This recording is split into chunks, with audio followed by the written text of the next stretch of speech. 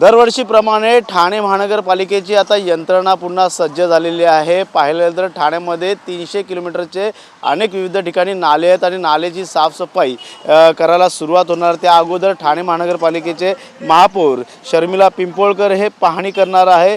पाहिलं तर ठाण्यामध्ये विविध ठिकाणी मोठमोठे नाले आहेत, काही खाडी किनारी येणारे कळवट असतील या इतरत्र वाहणारे नाले असतील, अशा विविध नाल्यांना भेट देत पाहणी दौरा करणार आहे। ठाणे महानगरपालिकेचे अधिकारी देखील त्या प्रभागामध्ये येऊन त्या नालेची पाहणी करणार आहे आणि यावर्षी पाहिलं तर रोबोटिक यंत्रणा देखील वापरली जाणार आहे। रोबोटिक यंत्रणेकडनं आता नालेसफाई देखील होण्याची सुरुवात आता ठाणे महानगरपालिकेने केलेली आहे आणि याच ठाणे महानगरपालिका क्षेत्रामध्ये 300 किलोमीटरहून अधिक नाले विविध ठिकाणी वाहताना आपल्याला पाहायला मिळतात। मात्र ज्या ठिकाणी मोठमोठे नाले आहेत, खाडीच्या किनाऱ्यावरून जे नाले जातात त्या ठिकाणची नालेची साफसफाई कशा प्रकारे असावी, तसेच नाल्याच्या वरती ज्या जाळ्या बसवल्या जातात त्या देखील सुरक्षित आहेत का हे देखील पाहणं गरजेचं असणार आहे। मात्र यासोबतच ठाणे महानगरपालिका क्षेत्रामध्ये मोठ्या प्रमाणात नालेसफाई जी आहे ते केली जाते। मात्र दरवर्षीप्रमाणे काही सखल भागात पाणी साचल्याचं देखील चित्र आपल्याला पाहायला मिळतं आणि अशातच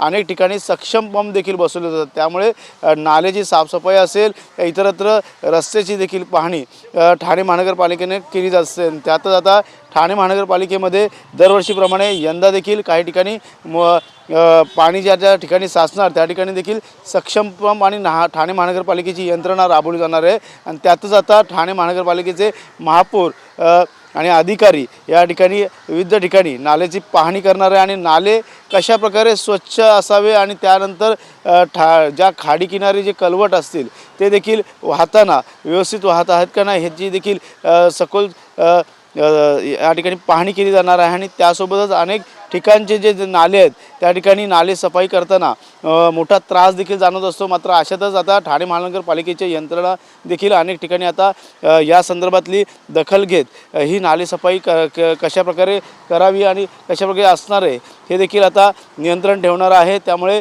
ठाणे महानगरपालिकेने यंदा रोबोटिक यंत्रणेचा वापर करून मोठमोठ्या ठिकाणी नालेसफाई करण्याचे पूर्णतः मोहीम हाती घेतण्यात आलेली आहेत। पाहिलं तर ठाणे महानगरपालिकेच्या क्षेत्रामध्ये अनेक ठिकाणी स्वच्छता मोहीम देखील राबवली जाते आणि त्यातच डीप क्लीन ड्राईव्ह देखील आपल्याला पाहायला मिळत होतं आणि त्यातच आता ठाणे महानगरपालिका क्षेत्रामध्ये एकूण 300 किलोमीटरहून अधिक नाले जे आहेत ते या ठिकाणी वाहत असतात आणि या नालेची आता स्वच्छता पाहणी ही येणाऱ्या काळात व्यवस्थित झाली का नाही हे देखील पाहणं गरजेचं राहणार। त्या अगोदरच आता पावसाळ्यापूर्वीच नाल्याची पाहणी दौरा ठाणे महानगरपालिका चे महापौर शर्मिला पिंपळकर आणि पालिका अधिकारी करणार आहे।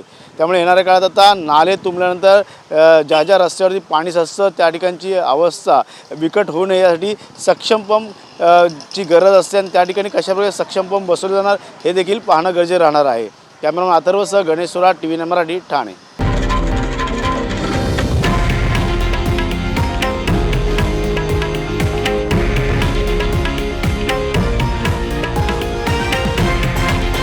हे आहे देशातील नंबर 1 न्यूज नेटवर्क आणि आपण पाहत आहात TV9 मराठी, एकमेव।